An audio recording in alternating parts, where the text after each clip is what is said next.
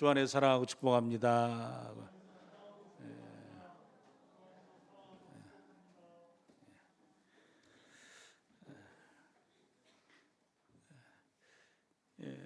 어린아이들이 잘 보는 디즈니 작품 가운데 그 신데렐라라는 작품이 있습니다. 거기 보면 구박을 받는 신데렐라가 왕자를 만나가지고 나중에 굉장히 행복한 삶을 사는 것으로 진행됩니다.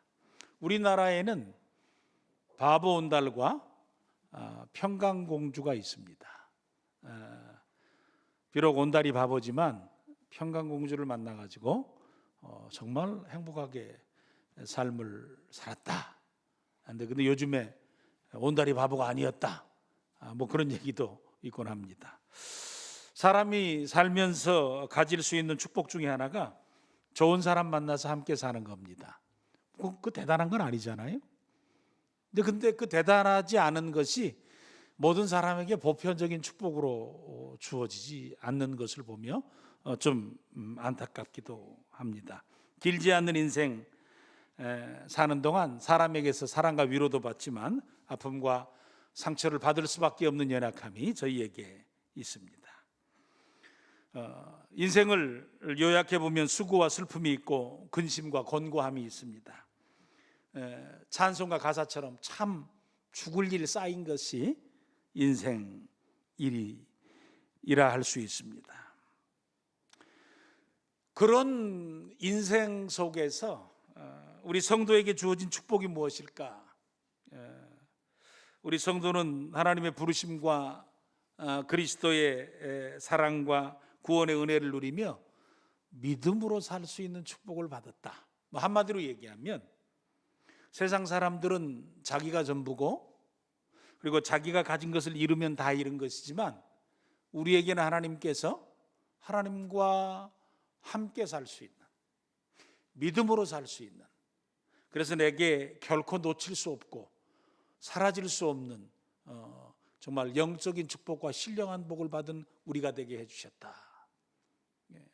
그것이 외롭게 살 수 있고 또 사람이 아니면 위로받을 수 없고 누군가 좋은 사람 만났을 때 내가 복되다라고 하는 것으로부터 벗어나서 한 걸음 더 참 복된 삶을 살 수 있는 것이 성도의 생애다라는 겁니다. 바울 사도는 에베소서 1장을 통해서 하나님께서 그리스도 예수 안에서 우리에게 주신 축복이 뭐냐? 신령한 복을 주셨다. 하나님의 자녀들이 되게 해주셨다. 죄 사함을 받게 해주셨다. 하늘 기업을 얻게 해주셨다. 하나님께 찬양과 영광을 돌리는 존재로 살게 하셨다라는 사실을 우리에게 확인시켜 주셨습니다. 그리스도 안에서 가진 축복이 있다라는 겁니다.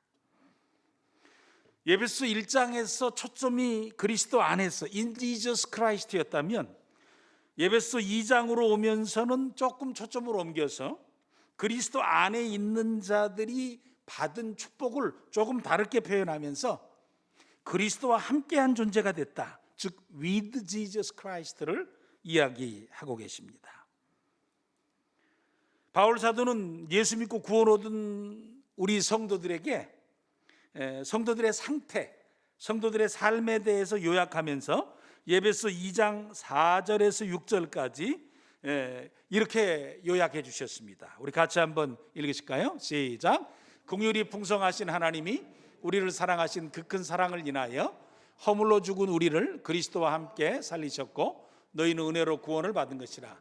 또 함께 일으키사 그리스도 예수 안에서 함께 하늘에 앉히시니 그랬어요. 반복되는 단어가 뭐죠?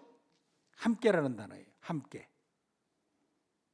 그리스도 안에 있는 자들이 누리는 축복 가운데 하나가 그리스도와 함께하는 축복을 받았다라는 거예요. 하나님은 저희들 사랑하십니다. 굉장히 사랑하십니다. 하나님 사랑하시는 증거가 예수님께 있습니다. 독생자 되신 예수님을 보내주셨습니다. 우리를 위해서 내어주셨습니다. 우리와 같이 되셨습니다. 그리고 죽기까지 순종해 주셨습니다. 그래서 성육신의 은혜와 십자가의 역사를 이루어 주셨습니다. 하나님의 크신 사랑의 결과가 뭐냐는 거예요. 하나님의 크신 사랑의 결과가 허물과 죄로 죽은 너희를 살려주신 것이다 라는 거예요. 허물과 죄로 죽었던 우리들이 그리스도 안에서 그리스도의 죽으심과 함께 죽고 그리스도의 살으심과 함께 사는 존재가 됐다라는 겁니다. 그런 의미에서의 함께입니다. 함께 했다는 것은 묶여졌다는 거예요. 내가 빠져나갈 수 없게 됐다는 겁니다. 운명 공동체가 됐다라는 겁니다. 바울 사도는 에베소 2장에서 사람은 죄값으로 죽음을 선고받은 자이며 하나님과 원수되었던 자이고 세상 풍속, 세상 것에 익숙하고 세상의 유행과 세상의 방법을 따라 사는 자였고 불순종하는 자로 사는 자였으며 욕심대로 살다 지옥 갈 인생이었다라는 겁니다. 무할례자이며 이방인이고 약속도 없고 소망도 없고 하나님도 없는 자들이었다는 거예요. 그러한 너희들을 하나님께서 사랑하셔서 예수 그리스도를 주심으로 말미암아 그 예수 그리스도 안에서 예수님과 함께하는 자들이 되었다라는 것입니다. 예수 그리스도 안에서 구원받아 예수님과 함께하는, 예수님과 묶여진 영원한 공동체가 되었다라는 겁니다. 로마 성도들에게 이 함께함에 대해서 이야기하면서 바울 사도는 로마서 6장 3절에서 4절까지 이렇게 말씀하셨습니다. 같이 한번 읽습니다. 시작. 무릇 그리스도 예수와 합하여 세례를 받은 우리는 그의 죽으심과 합하여 세례를 받은 줄을 알지 못하느냐. 그러므로 우리가 그의 죽으심과 합하여 세례를 받음으로 그와 함께 장사되었나니 이는 아버지의 영광으로 말미암아 그리스도를 죽은 자 가운데서 살리신 것 같이 우리로 또한 새 생명 가운데 행하게 하려 함이라. 세례를 받았다라는 것은 너희들이 믿음으로 동의했다라는 말이죠. 예수 그리스도를 믿는다라는 말입니다. 예수 그리스도를 믿게 되었을 때에 예수 그리스도의 죽으심과 함께 죽고 예수 그리스도를 살리신 능력의 역사가 너희들에게 새 생명의 축복으로 덧입혀 주신다라는 거예요. 예수 그리스도 안에서 예수 그리스도와 연합되어졌다라는 겁니다. 함께 죽고 함께 사는 역사가 있을 뿐만 아니라 예수님께서 죽음에서 다시 살아나셔서 부활의 첫 열매가 되신 것 같이 예수님 약속하신 때가 되어지면 우리를 다시 살려주셔서 예수님과 함께 영원히 있게 하실 것이다 라는 거예요. 요한복음 6장에 생명의 떡 되신 예수 그리스도께서 나를 먹는 자는 영원히 살리라 하시면서 때가 되어지면 내가 다시 와서 내게 맡겨진 자, 하나님이 허락해 준 자를 다 살려주리라 약속해 주셨습니다. 그러나 바울 사도는 거기서 끝내지 않습니다. 여기에 6장 마지막 부분에 또 함께 일으키사 그리스도 예수 안에서 함께 어디에 앉히겠다라고 하셨냐면 하늘에 앉게 해주시겠다라고 하십니다. 사람에게는 이별이라고 하는 슬픔이 결국 주어집니다. 가족을 떠나보내야 하고 배우자를 떠나보내야 하고 또는 부모님을 떠나보내드려야 합니다. 그래서 인간의 최대의 불안 가운데 하나가 죽음 이후에 나는 어떻게 되는가라는 문제입니다. 그것에 대해서 사람들은 잘 알 수 없기 때문에 그렇습니다. 예수님 십자가에 달려 돌아가실 때 양쪽에 강도들이 함께 달렸습니다. 그 강도 중 한편 강도가 예수님께 요청을 합니다. 예수님, 당신의 나라에 임하실 때 나를 좀 기억해 달라고 요청합니다. 그때 예수님께서 그 강도에게 해답을 주셨습니다. 넌 안 돼. 야, 벼룩도 낯짝이 있지. 네가 이제 와가지고 뭐 나랑 같이 살겠다고 그러니? 평생 네 마음대로 살다가 이제 나랑 같이 살겠다고? 뭐 좀 달라고? 그렇게 얘기하지 않으셨어요. 그때 우리가 뭐라고 대답했는지 다 알죠? 같이 한번 예수님의 편에 서서 강도에게 우리 자신들에게 한번 얘기해 줘 볼까요? 시작. 오늘 내가 나와 함께 어디 있을 거라고요? 낙원에 있을 것이다. 예수님께서 네가 못됐다. 너는 가치가 없다. 네가 뭔데 나한테 그런 얘기를 하냐? 네 죽음과 내 죽음이 같은지 아냐? 그런 얘기 안 하셨어요. 오늘 내가 나와 함께 낙원에 있을 것이다 그랬습니다. 강도는 평생 잘못하고 살았습니다. 지금 십자가에 내려가서 자유로운 인생을 산다고 해도 더 잘 살 자신이 없습니다. 할 줄 아는 것이 강도질입니다. 자기를 만난 사람이 불행하고 자기와 함께 산 사람이 불행하고 자기만 망하게 하는 것이 아니라 자기 옆에 있는 사람도 망하게 하고 자신과 만나는 사람이 온통 불행합니다. 그리고 그런 자기가 죽어서 갈 곳이 있다고 하면 세상에서 가장 나쁜 곳, 정말 좋지 않은 곳, 그곳에 자기가 갈 것 같습니다. 그래서 그 한편 강도는 예수님을 붙잡습니다. 당신의 나라에 임하실 때 나를 기억해달라고 요청합니다. 그때 예수님께서 강도를 저버리지 아니하시고 오늘 내가 나와 함께라는 단어를 쓰셨습니다. 네가 나와 함께 낙원에 있을 것이다 그랬어요. 너는 나와 함께 할 자격이 없다가 아니라 너는 나와 함께 있을 것이다 말씀하셨습니다. 예수님 십자가에 돌아가시기 전에 제자들에게 약속해 주신 것이 있습니다. 요한복음 14장 1절에서 3절입니다. 이별의 큰 슬픔이 있을 때 우리 가족들과 나눈 말씀이기도 합니다. 같이 한번 읽을까요? 시작. 너희는 마음에 근심하지 말라. 하나님을 믿으니 또 나를 믿으라. 내 아버지 집에 거할 곳이 많도다. 그렇지 않으면 너희에게 일렀으리라. 내가 너희를 위하여 거처를 예비하러 가노니 가서 너희를 위하여 거처를 예비하면 내가 다시 와서 너희를 내게로 영접하여 나 있는 곳에 너희도 있게 하리라. 예수님 처소를 예비하러 가신다고 하셨습니다. 가셔서 준비되면 때가 오면 데리러 오신다고 하십니다. 그래서 예수님 예비하신 처소에 너희도 함께 있을 것이다 라는 거예요. 나 있는 곳에 너희도 있게 하리라. 바울 사도가 에베소 성도들에게 나중에 우리를 살리실 뿐만 아니라 우리로 하여금 함께 하늘에 앉혀주시겠다라는 말씀이죠. 사도 요한께서는 그 사실에 대해서 그것이 어떻게 이루어질 것인가에 관해서 예언적으로 요한계시록을 통해서 우리에게 확신시켜주는 말씀이 있습니다. 계시록 21장 3절 말씀입니다. 3절 4절 말씀 같이 한번 읽으실까요? 시작. 내가 들으니 보좌에서 큰 음성이 나서 이르되 보라 하나님의 장막이 사람들과 함께 있음에 하나님이 그들과 함께 계시리니 그들은 하나님의 백성이 되고 하나님은 친히 그들과 함께 계셔서 모든 눈물을 그 눈에서 닦아주시니 다시는 사망이 없고 애통하는 것이나 곡하는 것이나 아픈 것이 다시 있지 아니하리니 처음 것들이 다 지나갔음이로라. 사도 요한은 천국에 대해서 말씀하십니다. 이 천국에 대해서 말씀하시면서 가장 강조된 것이 함께라는 단어예요. 함께. 하나님의 장막이 사람들과 함께 있게 된다. 하나님 나라가 사람들과 함께 사람들에게 주어졌다는 거죠.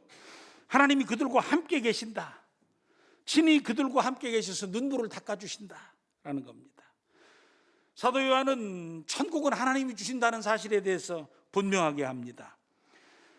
천국은 하나님이 그 백성된 자들과 함께 계시는 곳이라는 겁니다. 그러면서 천국의 장소성 그리고 천국의 환경 그것보다 더 강조하신 것이 천국은 하나님이 함께 계시는 것이다. 천국은 어디 있냐? 어디쯤 있을까? 로켓 타고 가면 천국에 도착할 수 있을까? 천국은 어떻게 됐대? 보석으로 됐대? 거기는 뭐가 있대? 이런 말씀에 대해서 저희들에게 일부분 얘기를 하십니다만 천국에 대해서 가장 중요하게 저희들에게 말씀해 주신 것은 요한복음 전체를 통해서 하나님이 우리와 함께 하심이라는 거예요. 그래서 가장 중요한 요소 가운데 하나가 내가 어디 있든지 내가 주님과 함께 하고 있으면 그곳이 하나님의 나라다라는 거예요. 하나님의 나라는 우리에게 시작되어지고 하나님의 나라는 우리에게 완성될 겁니다.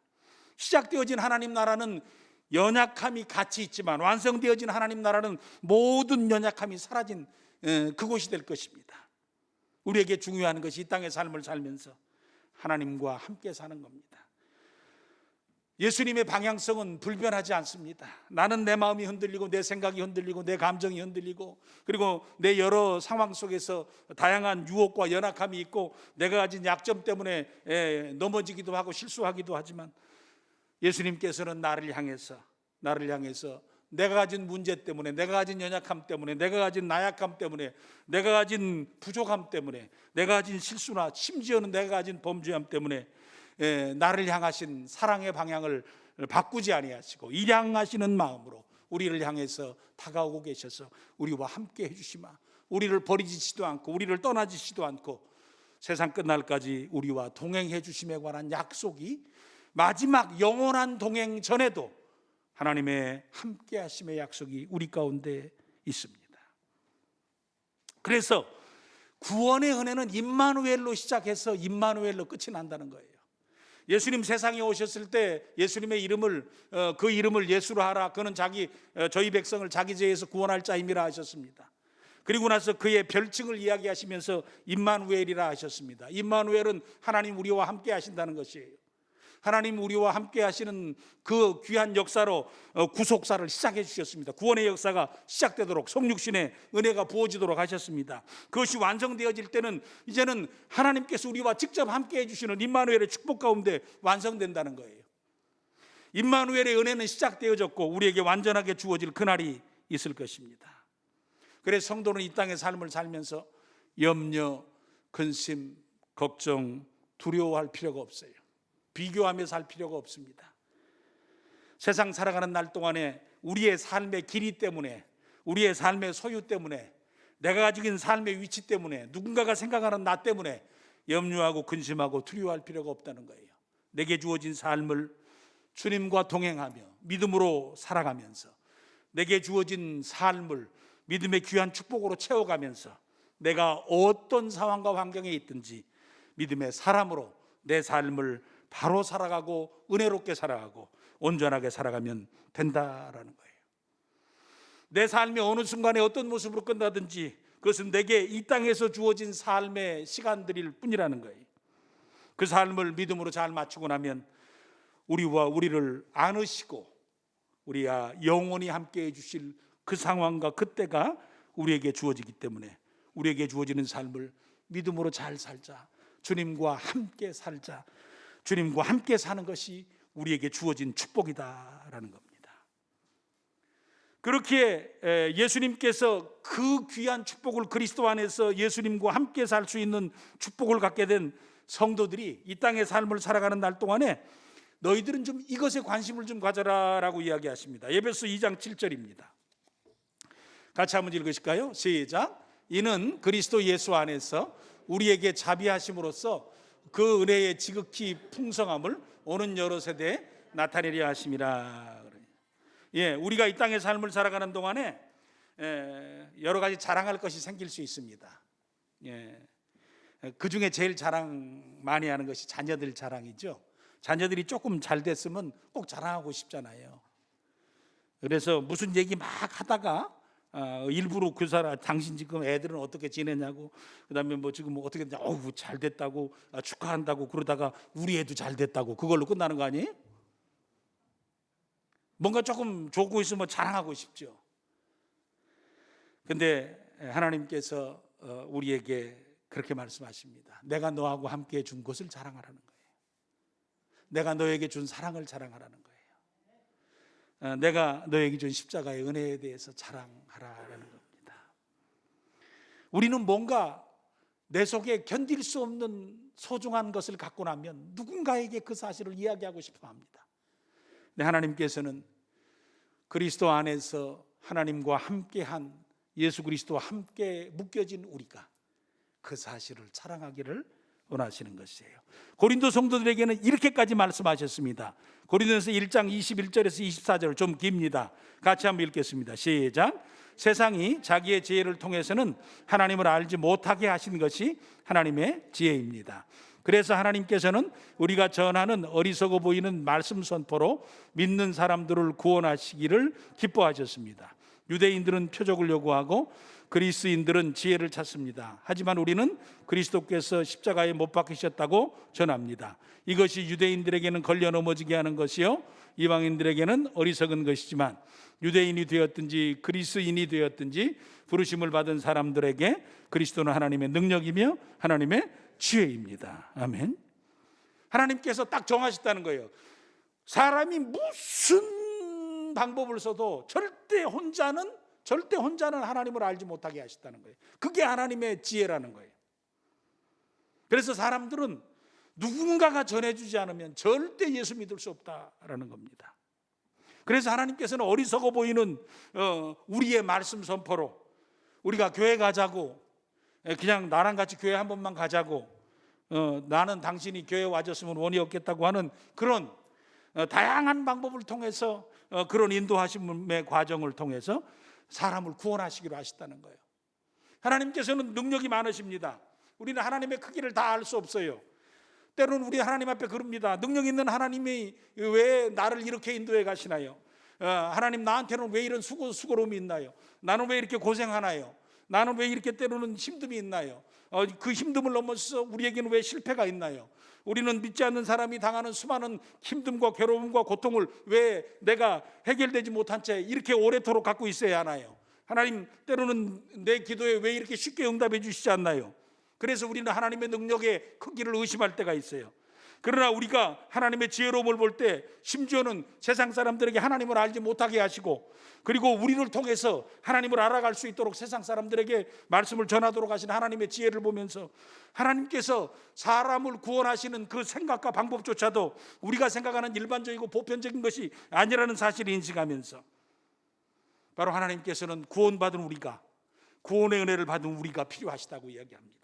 나는 너 때문에 내 역사를 이룰 것이고 너를 통해서 그 역사를 이루어 갈 것이며 내가 원하는 일을 네 안에서 이루어 가실 것이다 얘기를 합니다. 너무나 부족하고 너무나 연약하고 나 한 사람 건사하고 누군가에게 아직도 부끄러워서 내 인생 자체를 얘기할 수도 없는 나에게 너를 통해서 믿음을 세상에 전하겠다라는 것이 하나님의 생각이고 꿈이시다라는 거예요. 우리가 너무 때로는 부담스러워하지 않습니까? 하나님, 내가 그거 어떻게 합니까? 그런데 하나님께서는 네가 어떻게 하든지 내가 너의 상황과 너의 문제들을 다 해결해 줄 테니까 그 일을 하라. 그렇지도 않고 너의 부족하고 너의 어리석고 너의 미련하게 보이는 너로 말미암아서 내가 너를 통해서 하실 일을 하시겠다라는 거예요. 우리는 그저 그 명령과 말씀에 순종해서 하나님, 신세 타령하지 않고, 그 다음에 개인적인 문제 타령하지 않고, 그리고 다른 사람에게 예수 그리스도와 사랑과 그 은혜에 대해서 비록 연약하지만 내가 전할 수 있는 대로 전하겠습니다 라는 것이 소중하다라는 거예요. 예수님께서는 예루살렘부터 땅끝까지 그 복음이 우리를 통해서 전해지기를 소원하셨습니다. 그래서 가정부터 시작해서 땅끝을 향해서 우리가 전도와 선교하는 일에 때로는 누군가가 직접 가기도 하고 때로는 물질과 기도와 섬김으로 돕는 과정을 통해서 그 일을 감당하시기를 원하신다라는 거. 유언적인 부탁이며 우리 없이는 절대 이루어지지 못할 부탁이며 하나님의 꿈꾸심이며 일하심의 방법에 대해서 저희들에게 설명해 주시면서 네가 나와 함께한 인생이 됐고 영원히 우리는 묶여진 존재가 되었음을 다시 한번 인식하면서 우리의 관계에 대해서 네가 세상 사람들에게 전해주어라 라고 하시는, 너 없이는 내가 그 일을 할 수 없다라고 하시는 우리가 음성을 저희들이 다시 한번 들으면서 아버지, 너무 부족하고 다른 사람한테 내가 뭔가 좀 이렇게 확 자랑할 것이 있어야 뭔가 이야기할 텐데 너무 부족합니다. 그래도 네가 해라 하시는 말씀을 저희들이 다시 한번 들으면서 부족한 우리지만 하나님을 자랑하고 십자가의 은혜를 드러내는 일에 잘 쓰임받을 수 있도록 나를 격려하시고 성령으로 충만케 하시고 그 일에 사용해 주시옵소서. 내가 하나님의 축복의 통로가 되게 해 주시옵소서. 기도하면서 감당하시는 저와 우리 사랑하는 식구들 되시기를 간절히 축원해 드립니다. 그리고 마지막에 바울 사도가 딱 1장 끝허리에 교회에 대해서 말씀하셨듯이 2장 끝허리에도 교회에 대해서 말씀하십니다. 그리스도 예수와 함께 연합한 자, 하나님의 가족이요 권속인 자, 하나님과 평화한 자가 해야 될 것이 있다는 거예요. 예수님은 교회의 기초시라는 겁니다. 모퉁이 돌이고 기초석이 되셨습니다. 예수님의 몸된 교회는 믿음 위에 세워졌습니다. 그냥 믿음으로 세워야 한다는 것입니다. 그러나 여기서 바울 사도가 2장에 강조하는 것은 믿음으로 세워져야 되고 교회의 기초는 주님이시고 머리가 주님이시고 예수님 없이는 교회는 의미가 없으며 예수님을 위하지 않고는 존재할 필요가 없는 교회라고 말씀하시면서 가장 중요한 것이 한 사람의 믿음으로 세워지지 않는다라고 이야기하십니다. 에베소 2장에는 믿음을 가진 자들이 함께 세워가라 이야기하십니다. 예수님과 함께 연합한 자가 되었다면 이제 예수 그리스도 안에서 서로 연결되어 함께 그리스도의 몸된 교회를 지어가라 라고 이야기하십니다. 옛날 우리말에 구슬이 서말이라도 꿰어야 보배라 그러지 않습니까? 물론 구슬이 진주가 진짜 자연에서 만들어진 진주들은 똑같은 진주가 없습니다. 다 달라요. 어떤 건 큰 게 있고 어떤 건 작은 게 있습니다. 우리가 예전에 시골에 돌담길 큰 돌 작은 돌 끼어서 만듭니다. 요즘에 기술이 좋아가서 돌 자르는 기계 갖고 반듯반듯하게 잘라서 매지해가지고 예쁘게 만든 벽이 사람의 마음을 자극하고 감성하고 아름다움과 예술성을 갖습니까? 아니지요. 큰 돌 작은 돌 끼워서 돌벽을 만들고 돌담을 만들고 거기에 어떻게 그렇게 어우러져 있는가를 저희들이 보면서 야, 참 기가 막힌 조화로구나 그러지 않습니까? 때로는 우리는 괜찮은 사람이 있고 때로는 연약한 사람이 있습니다. 때로는 넘치기도 하지만 때로는 부족하기도 합니다. 때로는 강하기도 하지만 때로는 약하기도 합니다. 그런 우리가 하나 되어서 지체로서의 의식과 역할을 감당할 때 하나님이 원하시는 모습, 하나님이 원하시는 교회가 역사 가운데 드러난다는 거예요. 어우러짐이 있을 때 드러난다는 거예요. 어우러져서 그리스도와 함께한 자들이 그리스도 안에서 서로 함께하는 귀한 삶을 살아갈 때에 그 과정 가운데서 하나님이 원하시는 꿈이, 하나님이 원하시는 역사가 현실 가운데 드러날 수 있다라는 겁니다. 아담과 하와를 이 땅에 두시면서 하신 말씀이 둘 하나 되어 한 몸 되어 살거라 하셨습니다. 오늘 성도된 우리에게도 그리스도 안에서 함께 하나 되어 연결해서 그리스도의 몸된 교회를 지어가라 라고 이야기를 하십니다. 예수님과 함께, 예수님 안에서 우리 서로 함께 어우러지는 일이 참 아름답다라는 거예요. 함께 사는 비결이 뭐겠습니까? 내가 다른 사람과 함께 사는 비결 다양하게 있겠습니다만 성경에 아담과 하와에게 주신 함께 삶의 비결은 돕는 배필이 되라는 거였어요. 헬퍼가 되라는 겁니다. 누군가와의 관계성을 유지해 갈 때 내가 얼마만큼 주도권을 가질까, 얼마만큼 내가 지배할까라는 생각을 갖고 얼마나 저 사람을 내가 이용할까, 내 편이 되게 할까 그런 생각을 갖는 것이 아니라 내가 어떻게 도울까, 내가 어떻게 함께 할까, 내가 어떻게 돕는 자로 살아갈 수 있을까라는 부분을 생각하고 살라는 거예요. 무엇을 도울 것인가, 어떻게 도울 것인가를 생각하고 살면서 감당해 가라는 겁니다. 나는 돕지 못해도 방해하지 않겠다라는 생각으로 살지 말라는 겁니다. 오히려 그것은 때로는 방관과 무관심과 개인주의적인 모습을 가질 수 있다라는 거예요. 나는 절대 방해하지는 않겠다. 그러나 내가 지금 상황상 돕지는 못하겠다. 근데 예수님께서 그 시대를 향해서 이렇게 말씀하셨습니다. 누가복음 11장 23절입니다. 같이 한번 읽을까요? 시작. 나와 함께 하지 아니하는 자는 나를 반대하는 자요, 나와 함께 모으지 아니하는 자는 해치는 자니라. 저도 처음에 이 말씀을 읽고 나니 이게 너무 좀 당황스러웠습니다. 예수님과 함께 하지 않으면 예수님 반대하는 거래요. 예수님과 함께 모으지 아니하면 풀어서 잘못되게 해코자 하는 자래요. 아니 그렇지 않지 않습니까? 중간지대가 있지 않습니까? 때로는 생각이 부족해서, 때로는 상황이 부족해서 이러지도 못하고 저러지도 못하는 그런 나이일 수도 있지 않습니까? 예수님께서 왜 그걸 모르셨겠어요? 그러나 그 시대를 향해서, 사람을 향해서 나와 함께 해라, 나를 나와 함께 모으라 라는 부분을 더 강조해서 말씀하고 계십니다. 함께 지어져 가는 것, 함께 모으는 것, 함께 세워가는 것, 함께 도와가는 것, 그 과정 가운데서 하나님이 꿈꾸시는 교회와 교회의 아름다운 모습이 드러날 것이다 라는 거예요.